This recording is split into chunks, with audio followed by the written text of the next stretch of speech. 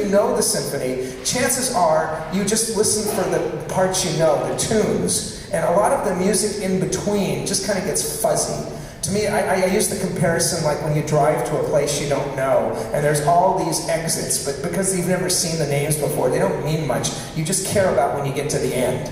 But once you know the place you're going to, you use those exits as landmarks on the freeway, and the trip feels shorter. And so with this, the symphony movement's going to go much faster. Okay, are you ready to rumble? Okay. So there are three things on it. The very top, above the boxes, is the structure. And you'll see in black it says introduction, the first one, and then it's like on the first line above it says exposition. And then on the third line, you'll see it says development.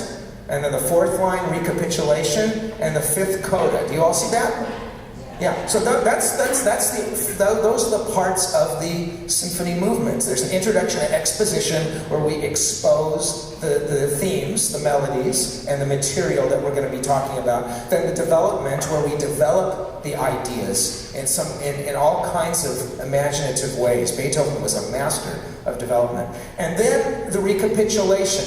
We use the word recapitulation instead of repeat, because when the tunes and everything come back, they're not the same as they were before. They've gone through this journey of imagination and the development, so it changes them.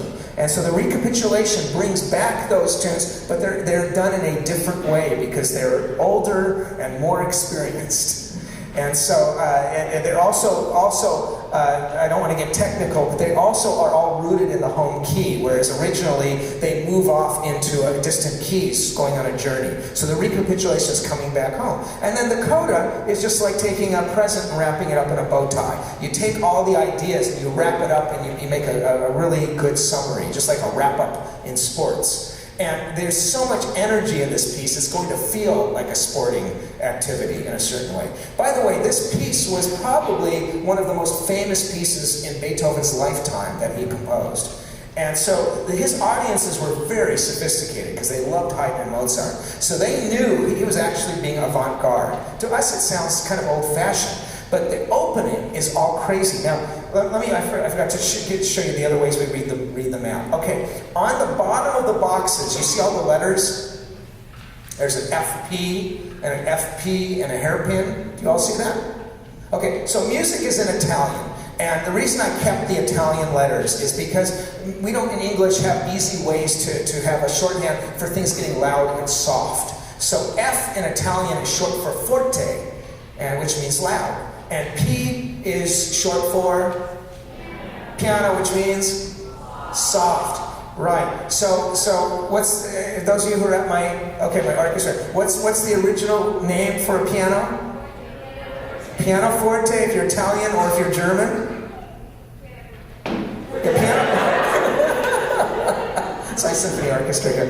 Yeah, pianoforte if you're Italian, which is soft, loud. But if you're German, it's forte piano, which means loud, soft, right? You've got to have a different personality if you're German. So FP means suddenly get loud and then soft. And then when you see a hairpin getting bigger, that means get louder. And this is really important because unlike pop music, classical music gets loud and soft, and these change in what we call dynamics, loudness and softness, is one of the things that makes the music, well, if you don't like classical music, it's what makes it boring. But if you love classical music, it's what gives it such deep emotion. The emotion comes from the changes in loudness as well as the harmonies. And a great orchestra can get so whispery soft. You can't have like a 1,000 shades of soft that just make it just shimmering, and then of course many shades of loud as well. So that's the only other thing you need to know is there's one that's SF. I didn't teach you that one. What is SF? I didn't even practice this yet. Thank you, Sophia. Okay, sforzando means forced. And so Beethoven brought the countryside into the palaces of the symphony. So sforzando is force. So that's one of his trademarks. And then in the boxes, which is the main event, you kind of read it like a comic book from left to right. And the boxes just kind of describe what you're hearing in English, and then there's just some kind of funny diagrams to help you remind it. So for instance, you're going to see the beginning, there's all these vertical lines going down. Those represent big chords. And you'll see the symphony is very unusual. It starts with the woodwinds, which is very rare. And the woodwinds are in the wrong key. Now, people in Beethoven's time would have known it's the wrong key because it's called Symphony in C major. And he starts at F major, a big no-no. And so he's having fun because he's making you wonder, when are you going to get to the right key? The second, so let's play, the orchestra is going to demonstrate the first box. These are the wind chords in the wrong key.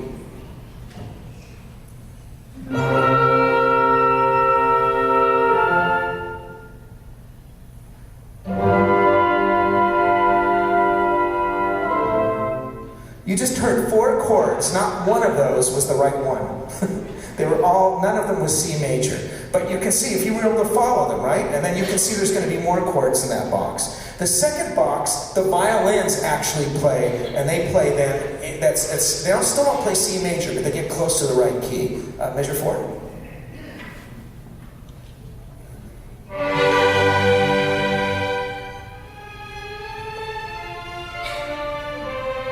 So I wrote a ribbony line.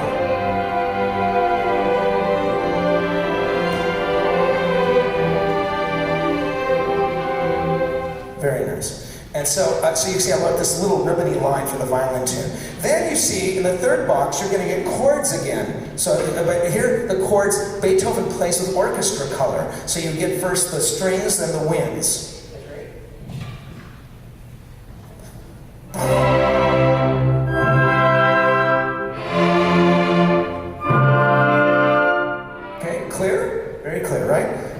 And then finally you get the idea that dominates the whole symphony, an ascending scale.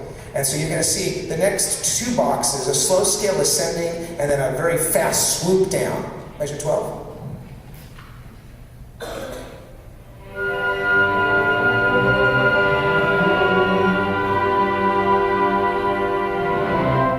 Right? Just do, re, mi. And that actually becomes a big idea. Then we get our first theme. And that's under the exposition. You see where it says rocket theme?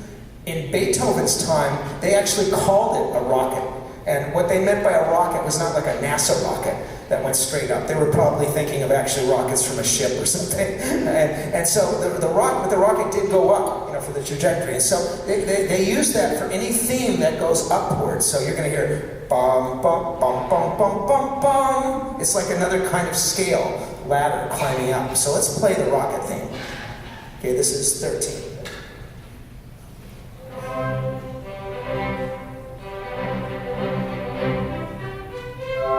Then it repeats.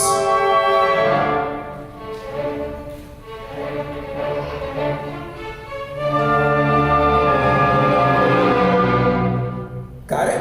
So that's the first theme. And then you'll see there's going to be 4 chords, and then there's a variation of that theme, cadential chords, and then we get the second group.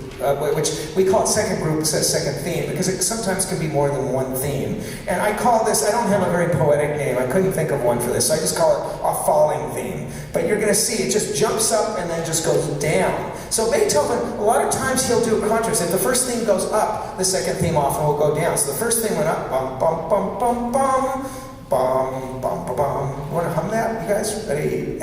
Bum, bum, ba-dum.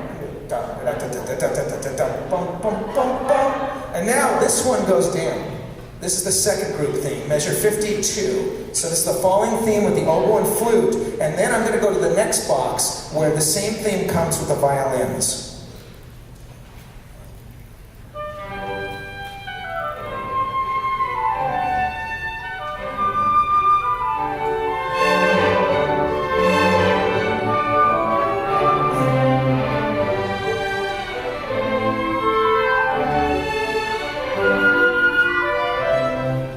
Excellent. You got that? I'm trying to get your ears all wet with that. There's a couple of great moments. Like one moment, you see where there's 4 dots that say 4 unison notes?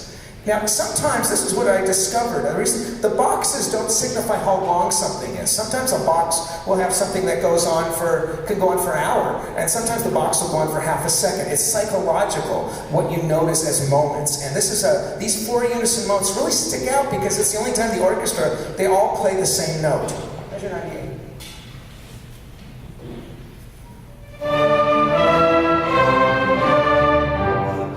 just those 4 notes really stick out. And then you're going to hear all kinds of variations. I think that gives you enough to follow. The only very important piece of information I forgot to give you is the way the symphony structure works. When you finish the exposition at the end of the second line, it's going to repeat right back to where the exposition is. So we're going to finish the first line, finish the second line, then we're going to go jump back into the middle of the first line where it says exposition, and then go back again. And then the second time through, after the last box, slow descending rocket, we go to the development. But other than that, you're going to be able to follow that. So that took me about 7-8 minutes, but I had this wonderful orchestra to demonstrate, so it took me a little longer than usual. But this should stick in your mind. As you listen to the piece and you follow along with the chart, you're going to notice that because you have these landmarks, soon you'll be able to ignore the stupid names I made up, and you're going to notice all kinds of things I haven't pointed out. That's the beginning. I've opened a window then for you in active listening, and that's where the real joy of classical music begins, because this is the reason you can hear a classical piece of music hundreds of times and not get bored. It's always a different experience. We're now going to perform for you an unarranged, this is as Beethoven wrote it, the first movement of Beethoven's Symphony No. 1.